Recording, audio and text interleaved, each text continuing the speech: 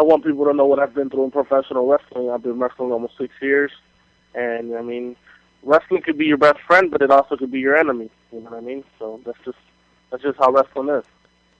Do you really think after your 6-year illustrious career that people are going to learn anything from you? I mean, that's a serious question. Actually, yes. I've been through a lot. Yes. Okay. They would actually learn a lot about What's the me. biggest thing you've been through? I've seen some phony people in professional wrestling, and I've seen some honest people in professional wrestling. Okay, I'm telling you, man, you're saying like every shoot tape I've ever heard, kind of like stories start out that way. So let's hear some stories. I mean, if you're talking about all these things and you've been around the business, what have you done? I've had bad experiences. I've had good experiences. Okay, like what? You got to ask me, and then I'll answer what you want to know. I just ask you, what's the main one that stands out? What's your main What is the top accomplishment so far in your 6-year career? What would you say is your top accomplishment? What warrants you to teach people? My top accomplishment was wrestling in Puerto Rico. I was in Puerto Rico for a whole year. Did you wrestle for Victor? For Carlos Colon. I did a little bit for Savio Vega. I did a little bit of wrestling for Extreme Borinquen Wrestling. I was on TV on their channel. That's probably my biggest accomplishment to this day. What did you do over there on TV? Like, what was your big? What did they do with you? What was your big feud? My big feud in Puerto Rico was at Extreme Borinquen Wrestling with a guy named Tony Montiel, and it was in the heavyweight title picture. Okay. Now, so then, and again, I don't want this. We don't want this to sound like we're attacking. We just want to ask the questions. Why then should an aspiring wrestler, what can they learn from you, having only been in the business 6 years and having only made it that far yet? What? I mean, arguably, Puerto Rico is just as dead as Chicago is. You know, I mean, sure, on their Saturday shows they'll draw 1,000 people somewhere or something, but I mean, their business is dead. No. Yeah, I think wrestling is dead. Period. I don't think nobody can draw. I mean. But do you think because it's kind of loaded with a lot of guys like yourself that think, you know, we're doing this, and really you're just kind of mailing it in? Aren't you kind of mailing? I mean, you said on this shoot how you don't work on your body, how you don't want to work on your body because you think what you do is enough. I mean, you don't take the business that seriously. So do you think you're partly to blame for the business being in the shitter? No, absolutely not. I mean, I take professional wrestling very seriously. How so? Because again, you're just giving me lines, man. Like I'll tell you, when I was hitting it hard, man, I was working out every single morning at the gym at 4 a.m. Super clean diet, understanding the right things to do to take the right things to get in the right shape, make the right connections, and get shit going. What are you doing? Like, what exactly are you doing besides I'm just really doing it, man? Traveling, spending my own money to get my name out there. I travel a lot. I've been to New York. I've been to a lot of states already, and I've only been in the business 6 years, and I've been to a lot of places. But you understand, if all those places everywhere else are like just this, like the same place you just left, it's not how many shit matches you work or shit companies that you work. It's about the reputable ones that want to put you on and use you right so that you can make a name for yourself on the indies, or you're really just mailing it in. Do you not see that or understand that? Are we wrong somewhere? I understand that. Shit companies, I've worked for like 6 or 7 shit companies. I don't really want to mention any names, but you mention some names. I've worked out of town has been good. Go ahead, mention some names. What you want to talk about? Anarchy Pro Wrestling? I think my point is no matter who. Let's talk. You want to hear what I got to say, right? So I'm going to talk. I was broadcasting. I'm like listening to this broadcasting from Anarchy Pro Wrestling, and then they were shooting on my boy Steve Kenton, and they were shooting on me. I mean, on that little Black Talk Radio thing. You want to talk about this? I'm allowed to talk about this, right? You can talk about anything. Yeah, that's what I got about another minute, and I'm listening until we have to move on. I got some clips to play, but go ahead with your story.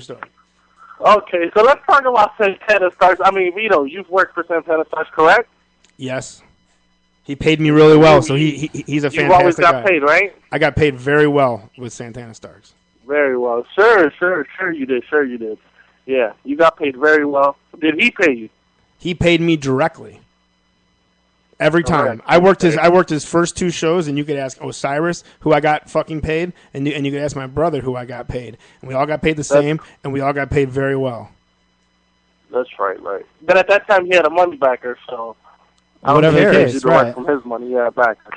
But, Yeah, that's but the like, company hey, that you don't wanna work just at, like know you what said, I mean? though. I wouldn't Hey, work there ever again. hey. It was a bad experience, and I don't ever want to live that again. I mean, Steve Kenton got dog like I've never seen nobody talk about Steve Kenton like that before. I mean, there's a lot of people that probably don't like him, but yeah. But you understand they what really didn't say nothing bad about me. They were really just talking about him. Yeah, but you understand why people shit on Steve, right? You step back and you see that what a douche that guy really is. You get it, right? Why is he a douche? Come on, why is he a douche? Just the way he acted in this shoot tape. He completely made it about him. This is how we described him before. He talks to you and talks to people around it almost like we're 10 years old. Like it's literally like I'm in my living room and I'm 10 and we're gonna be pro wrestlers, right? And we're like, yay, we're pro. Like if you shut your eyes and you imagine being 10, that's what every conversation I've ever had with Steve it sounds like. He's an educated person, but he talks like a 10-year-old. Right, and he thinks he's on the inside of the business, and no one wants him there. That's the point we're making with him. Now, it's not about being a nice guy, man. I'm talking to two guys. I'm talking to Vito Thomas. Who else am I talking to? Ben Jordan. Okay, all right, Ben Jordan, right? Yes, sir. Okay, let me ask you guys a question. Vito, I've never met you in my career, and Ben, I've never met you in my career. Do you judge people if you don't know them, or do you judge them by what you know, how you know them? If you know me personally, would you judge me? Or if you don't know me personally, would you still judge me? No, but it goes in levels, my man, and that's actually a really good question. The way it works is, if I've never met you before, but you have a bunch of stuff say online, I have a certain way I view you, just like the Jackass guys. You don't know them personally, but I bet you think they're crazy. I bet you think they're zany, right? But you don't know any of them. So that's a level of knowing somebody. You know somebody to the extent of what they put out there. Of what they put out there. Now, I've shared a locker room with Steve a couple of times, and I've been around him a couple of times, and I don't have to be around him much more than that to know exactly what kind of person he is and exactly what kind of mold to a company. That I've seen him in every single state, in every single company. There's this one guy who really loves wrestling and really knows everything about wrestling and thinks he knows everything about wrestling, but he still buys a Hulk Hogan t-shirt, and he just can't figure out why the business doesn't accept him. And that's Steve Kenton. Period. Okay. Do you see that? I mean, do you see where we're coming from on that? Yeah, I absolutely do. Nice guy. I'm sure he's the nicest guy. I'm not going to shit on him because he's actually one of my friends in wrestling. I talk to the guy on a daily basis. Prove us wrong. Tell me how I'm wrong. I'm just saying that's who he is to the wrestling business. I don't know him personally. I can't say you're wrong and I can't say you're right. I mean, well, then there you go. He goes.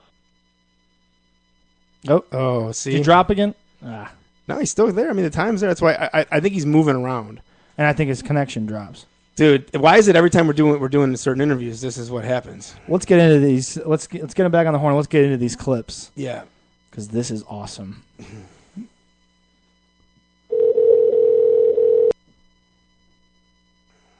You know, I want to sue Skype. We pay them. Yeah. Losing David Tower like crazy today, huh? Yeah. I'm sure you're pacing back and forth, man. You just got to stay in one spot.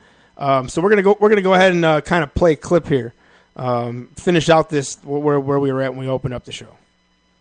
Okay. Day in and day out. That's why they have to see me. But why do they have to hear what you have to say? Why do they have to hear it? That's the question. Well, that's why they got to see me. They like what they see. I like what I see in the ring. But this specific question that was mailed in was specifically in relationship to why we should hear the words that you have to say. Because everyone deserves a chance. That's very good. Now that's a question that I'm looking for an answer to. This question is, why does everybody deserve a chance? And I mean that. Why does everybody deserve a chance? And you know what? Hey, let me define. I believe that if Vito Thomas wants to try out in WWE, he should have a chance in a tryout. Correct? What if I didn't do every single thing that everybody else that's getting tryouts right now is doing? Should I still deserve it because I love it and I saw WrestleMania 6? I've busted my ass to be a professional wrestler. Okay, hold on. No, I had it hard. Like, no, dude, look it. I had it on me. I had it hard. I had the same opinion you had, man. I'm not talking about you anywhere else but pro wrestling, man. And I tried to say the same shit you're telling me. I tried to say to Scott Hall and Raven one time at a JCW show, and they laughed me out of the fucking tent. And I'm not man enough to explain it. I'll explain it. That they were like, dude, what do you wrestle once a month, twice a month? We were on the road 325 days a year. That's what you're competing with. So when you have these road stories of these random towns in this random world we live in, it doesn't come off sounding that cool, to be honest with you. Right, you're absolutely right. I'm not disagreeing with you. So that's why I think when you have an attitude, it's almost like, wait a minute, what? Who the fuck? You're no better than us. We're all shitheads. Hold on. I'm not better than anyone. I'm not perfect. Only God is perfect. I'm not perfect at all. But isn't there shouldn't there be a level of humbleness? My attitude comes from people trying to take me like a joke. My attitude comes from people trying to treat me like shit. That's where my attitude comes from. If I can't have an attitude because of what I just said and people treating me like shit, taking me as a joke, then I mean, I'm sure you would have an attitude. I mean, if a guy comes and talks shit to you in your face, you're going to get an attitude. You're going to get mad at the person.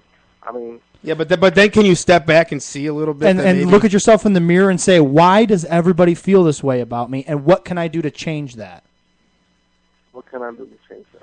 We're asking. Do you ever ask yourself that? Do you ever step back and ask yourself? I'm not a bad wrestler. I don't think there's anybody out there in professional wrestling right now that can say I'm a horrible wrestler, because I'm not. I'm far from that. Are you sure about that? I mean, are you sure that if we showed your matches to the guys that have been there, the Ravens, the Scott Halls, anybody I've wrestled after a match, they're gonna say it's a ridiculous question. It's tomato. If you were any good, you'd be wrestling for other places, because when you're really good, look at a guy like Samurai Del Sol. That guy literally came out of nowhere because he was wrestling for the same kind of companies that you're talking about, doing the same kind of thing that you were doing. But then he started. He's my friend, Samurai Del Sol. I'm just saying. So you understand? Then he took his shit seriously, got in great shape, and now he's on. Now he's Octagon Junior. He's on track to be a major star in Mexico, right? Because he's doing the business right, and the business comes to you. When you're doing it right, it comes to you. Johnny Gargano, he's in Japan. He's as over as anybody in the independent scene. Don't you see the difference between what you're doing and what he's doing? I don't. Let's not talk about Johnny Gargano, because I have stories, and I don't want to get into that. Well, then come on. I mean, if you know, I don't consider him as an enemy to me, so I'm not going to talk bad about him. I actually like Johnny. We're not. Okay, let's take your buddy TD. Hey, hold on. We're not looking for you to talk bad about him. If that's your experience, you're the one telling us that he trained you and everything was great. I'm just saying, explain it to us. Explain how we're wrong. I'm not saying now it's trash. I'm using him as a comparison. I'm saying you look at how he is. Kind of details with Gargano. I don't. He's my friend. I don't. Okay, fair enough. Let's stop Gargano then. Let's talk about TD, a guy that you've wrestled, the guy that in your shoot tape you talked about.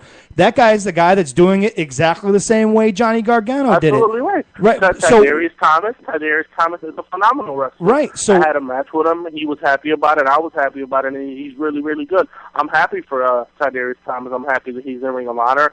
I'm happy that he's getting out there. He's got to look. I mean, that's probably my problem. I haven't hit the gym as much as I should, and I mean, I still work out every now and then. But I think if I took wrestling more serious than what I am, I can be somewhere. I mean, I'm 6'1". I mean, I have the size. I have the agility. I move real fast in the ring. I'm fast on my feet. Don't you realize though? Like, everyone's kind of missing one thing, and that's usually a pretty important thing to complete them. So before you're sitting around doing shoots, talking about the business, do the business. Make it your business so that one day someone actually wants to pay for this shit. You know what I mean, man? Does that make sense? Right. So that makes a lot of sense. You said something kind of that I thought was somewhat interesting, and I wanted to do a little ITR math here because we're also very good at math. So you say right at the beginning of part 2, you explain how many matches you've had. So let's hear this. Questions, so the fans know where you've been specifically and what you've done. So next I'm going to ask about how many shows do you think you have, can you estimate, have you performed in thus far at your age? First of all, maybe you can tell the viewers your age so that everybody knows. And then I'm 21. And then how many years have you been in the wrestling business? I've been wrestling for about 5 years, well trained. Okay. So who started training you when you were 16? 16, I think I started training when I was about 14, and that was JT Lightning. And where was he training at that time? Was it JT Lightning from here? He was training at Turner's Hall at the time in Cleveland, Ohio. He talked to my dad. My dad signed a waiver, and then that gave me the permission to train. Gotcha. Weird. That young, they took you on, huh? Yeah. Interesting. Well, let's get back to this. And then about how many shows